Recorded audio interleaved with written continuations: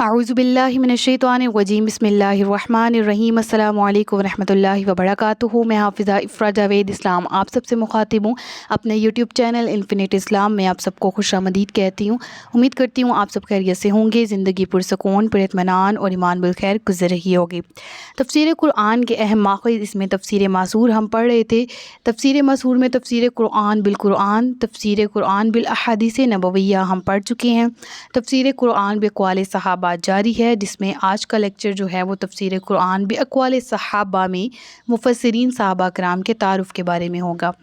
तफ़सीर कहते हैं खोल कर बयान कर देने को, ठीक है।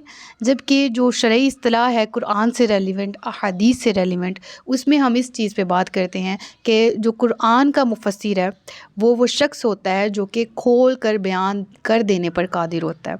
और मुफ़स्सिर जो है वो उसकी जमा क्या है, मुफ़स्सिरीन है।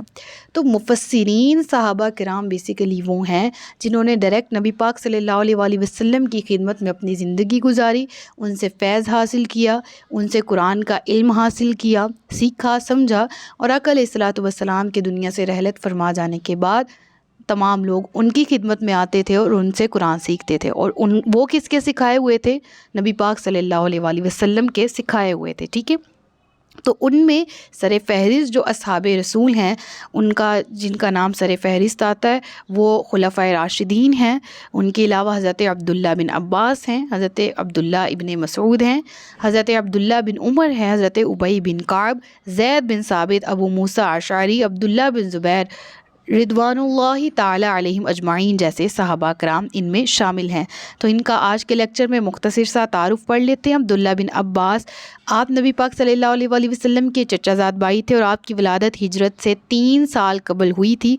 आप शुरू ही से नबी करीम सल्लल्लाहु अलैहि वसल्लम की खिदमत में रहे, क्योंकि आप नबी पाक सल्लल्लाहु अलैहि वसल्लम के एक तो चचाज़ाद भाई थे, एक ये रिश्ता था। इसके अलावा उनकी जो खाला है हज़रत मैमूना, रसूलुल्लाह सल्लल्लाहु अलैहि वसल्लम की वो ज़ोजा मोहतरमा थी। यानी कि आपके वालिद हज़रत अब्बास नबी पाक के चचा थे, एक रिश्ता ये। दूसरा क्या, आपकी वालिदा उम्मुल फ़ज़ल की जो बहन थी हज़रत मैमूना, वो नबी पाक सल्लल्लाहु अलैहि वसल्लम की ज़ोजा थी, ठीक है। तो सहाबे रसूल में इब्ने अब्बास वो खुश नसीब सहाबी थे जिन्हें रसूलुल्लाह सल्लल्लाहु अलैहि वसल्लम अपने सीने से चिमटा कर ये दुआ दिया करते कि ए अल्लाह तू इसे हिकमत की तालीम अता फ़रमा। और बुखारी शरीफ की एक और हदीस की रोशनी में हमें मालूम होता है कि इसी मफ़हूम की दूसरी दुआ जिसे नबी पाक सल्लल्लाहु अलैहि वसल्लम ने हज़रत इब्ने अब्बास के लिए फ़रमाया था, वो दुआ ये थी उस वक़्त जब आप हज़रत मोहम्मद सल्लल्लाहु अलैहि वसल्लम के वज़ू के लिए पानी रख रहे थे, तो नबी पाक सल्लल्लाहु अलैहि वसल्लम ने आपको दुआ दी थी कि अल्लाहुम्मा फ़क़्क़िहु फ़िद्दीन, ए अल्लाह इसे दीन की समझ अता कर। तो ये आपकी दुआ ही की बरकत थी, आपकी दुआ ही का समर था कि अल्लाह ने आपको इस उम्मत का मुफस्सिर और हबरुल उम्मा यानी उम्मत के सबसे बड़े आलिम का शर्फ बख्शा। यानी आपका ये लक़ब है, एक दफ़ा मैंने अपने चैनल पर एज ए MCQs भी अपलोड किया था। तो हबरुल उम्मा आपको ये लक़ब दिया गया, उम्मत का सबसे बड़ा आलिम। ये नबी पाक की दुआ के तुफ़ैल और इन्होंने जो नबी पाक सल्लल्लाहु अलैहि वसल्लम से इल्म हासिल किया उसके तुफ़ैल अल्लाह ने आपकी ज़िंदगी में आपको ये शर्फ़ दिया कि आप बेहतरीन तौर पर कुरान के मुफस्सिर बन के, अहादीस समझने वाले मुहद्दिस बन के उभरे थे। इसके अलावा बात कर लेते हैं हज़रत अब्दुल्ला बिन उमर रदिल्लाहु तआला अन्हु की। ये मेरे बहुत फ़ेवरेट हैं। आपका असल नाम हज़रत अब्दुल्ला, आपकी कुन्नियत अबू अब्दुर्रहमान, और आपके आबाई सिलसिला नसब किससे जुड़ता है? ऑब्वियसली हज़रत उमर फ़ारूक हज़रत उमर बिन ख़त्ताब रदिल्लाहु ताला अन्हु के ये बेटे थे। और आपकी विलादत के बारे में आता है कि सही रिवायत से साबित है कि हज़रत इब्ने उमर रदिल्लाहु ताला अन्हु ग़ज़वा उहद में, जो कि 3 हिजरी में हुआ था, उस वक़्त आप 14 बरस के थे। इस हिसाब से उनकी पैदाइश का अगर ज़माना मालूम किया जाए, अंदाज़ा लगाया जाए, तो वो बासत का यानी ऐलान नबूवत का दूसरा साल बनता है। चुनांचे 6 नबवी में जब हज़रत उमर मुशर्रफ ब इस्लाम हुए थे, जब आपने हज़रत उमर फ़ारूक रदिल्लाहु तआला अन्हु ने इस्लाम कबूल किया था, तब आपकी उम्र तकरीबन 5 बरस थी और आपने भी अपने वालिद मोहतरम के साथ इस्लाम कबूल कर लिया था। इसके अलावा हज़रत इब्ने उमर रदिल्लाहु तआला अन्हु की जो क्वालिटीज़ हैं वो ये है कि आप अस्करी कायद भी थे, यानी कि जो جب جنگ ہوتی، جب غزوہ ہوتا، جب آپ کسی بھی لڑائی میں جو کہ اسلام کی طرف سے جو لوگ لڑتے، جس جنگ میں شرکت کرتے، آپ اس میں جو قائد بنتے، یعنی عسکری قائد، جنگوں میں ایز عسکری قائد بھی آپ نے شمولیت اختیار کی آپ کے بعد بھی، یعنی کہ نبی پاک صلی اللہ علیہ وآلہ وسلم کے دور میں بھی آپ نے غزوات میں شرکت کی، اور ان کے بعد بھی جتنی جنگیں ہوئیں ان میں آپ نے شرکت اختیار کی۔ آپ محدث بھی تھے، مفسر قرآن بھی تھے، مفتی بھی تھے، اور جو میں نے یہاں پر جنگوں کے نام لکھے ہوئے ہیں یہ وہ جنگیں ہیں، وہ غزوات ہیں جو آقا علیہ الصلوۃ والسلام کی زندگی میں آپ نے ان کے ساتھ مل کر جو دشمنان اسلام ہیں ان سے جنگیں کی تھیں۔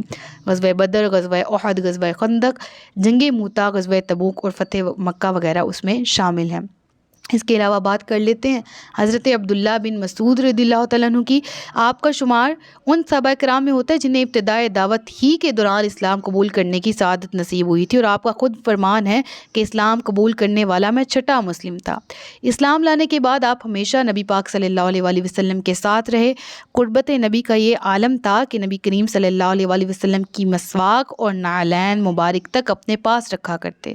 چنانچہ قرآن کریم کی جتنے بھی مصلحتیں ہیں، جتنے بھی احکامات ہیں، جتنے بھی اسرار و رموز ہیں، اس میں آپ نے اس قدر کمانڈ حاصل کر لی تھی، اس قدر مہارت حاصل کر لی تھی کہ نبی پاک صلی اللہ علیہ وآلہ وسلم نے خود قرآن کی تفسیر اور اس سے جڑا کسی بھی قسم کا علم جو ہے وہ خود آپ نے ارشاد فرمایا کہ ابن مسعود سے سیکھا کرو، یعنی آپ نے بذات خود حکم دیا کہ قرآن اور قرآن سے جڑی ہر قسم کی تفسیر ابن مسعود سے سیکھا کرو۔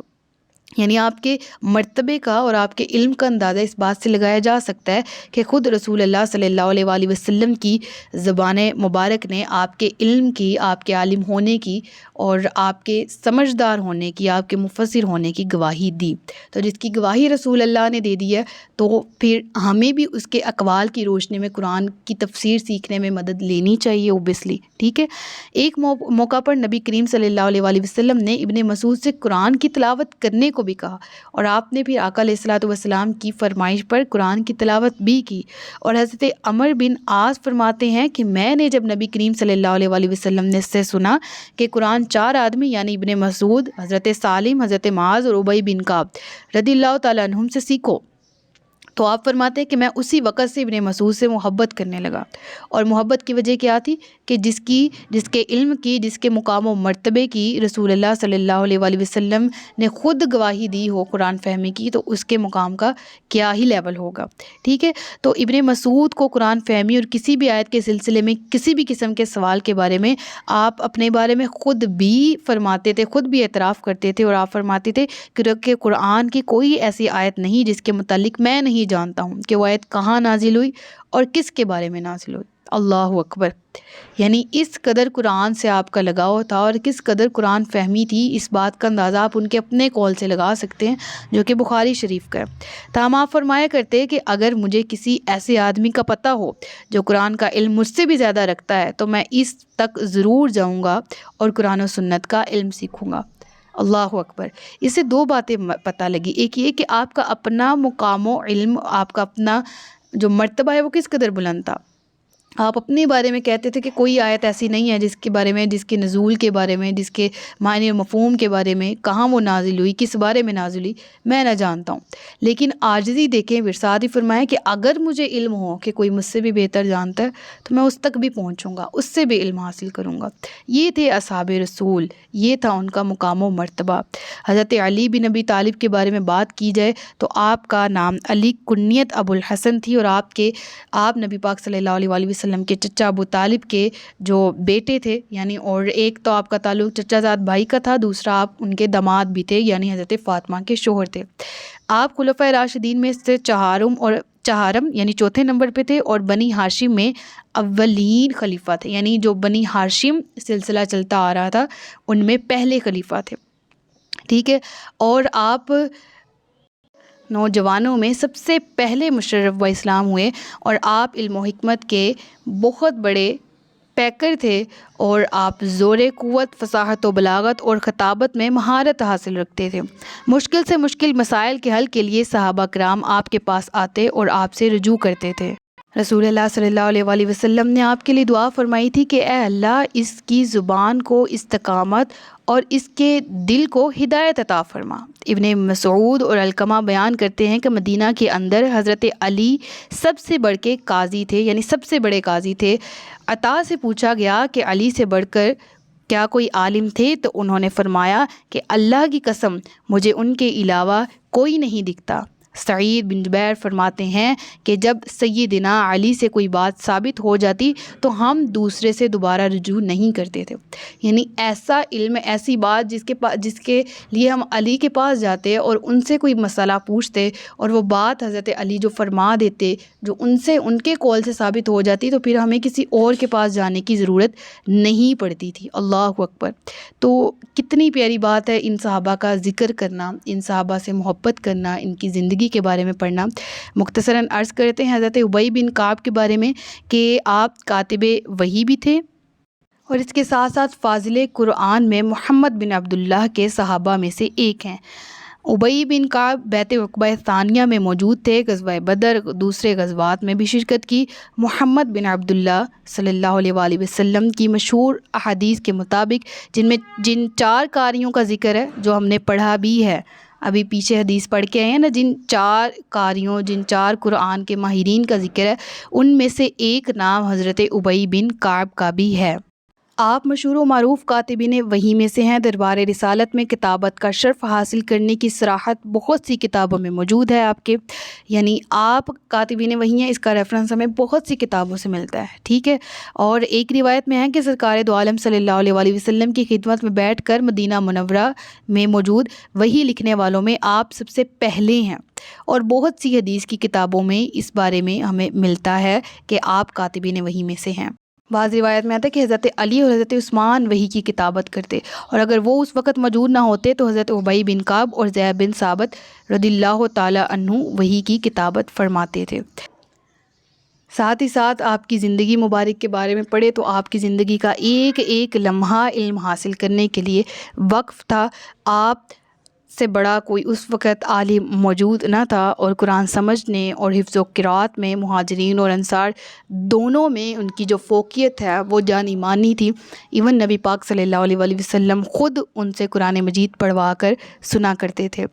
تو یہاں تک صحابہ کرام کا ذکر ہم نے پڑھا، اس میں ہم یہ بھی جان گئے کہ جتنے صحابہ کا ہم نے ذکر کیا ہے یہ بالکل ہم نے 2-4 کا کیا، ان سمیت بہت سے صحابہ کرام ایسے ہیں جو مفسرین ہیں، جن کے اقوال کی روشنی میں ہم قرآن کریم کی تفسیر سیکھنے میں، سمجھنے میں مدد حاصل کر سکتے ہیں۔ تو میرے ذہن میں ایک مصرع آ گیا کہ یہ شان ہے خدمت گاروں کی، سرکار کا عالم کیا ہوگا کہ انہوں نے آقا علیہ الصلوۃ والسلام سے تربیت حاصل کی اور ان کی زندگیاں بے مثال بن گئیں، تو جو تربیت کرنے والا ہے ان کی زندگی کا عالم کیا ہوگا۔ اور ہم الحمدللہ اس چیز پر اللہ کا شکر ادا کرتے ہیں کہ اللہ نے ہمیں اس پیارے محبوب صلی اللہ علیہ وسلم کی امت میں شامل فرمایا۔ تو یہاں تک ہم نے آج کا لیکچر مکمل کر لیا۔ جن صحابہ کرام کا ذکر کیا ہے ان سمیت دیگر بہت سے صحابہ کرام ایسے ہیں جو مفسرین ہیں، جن کے اقوال کی روشنی سے ہم قرآن کریم کو سمجھ سکتے ہیں، مدد حاصل کر سکتے ہیں، اور ان کے اقوال، فرمان اور ارشادات سے مدد لینے کا خود رسول اللہ صلی اللہ علیہ وسلم نے ہمیں حکم دیا۔ انشاءاللہ نیکسٹ لیکچر میں دوبارہ آپ کی خدمت میں حاضر ہوں گی۔ اپنا بہت سا خیال رکھیے گا، مجھے دعاؤں میں یاد رکھیے گا۔ تاجدار ختم نبوت زندہ باد، پاکستان ہمیشہ زندہ باد۔ السلام علیکم ورحمۃ اللہ وبرکاتہ۔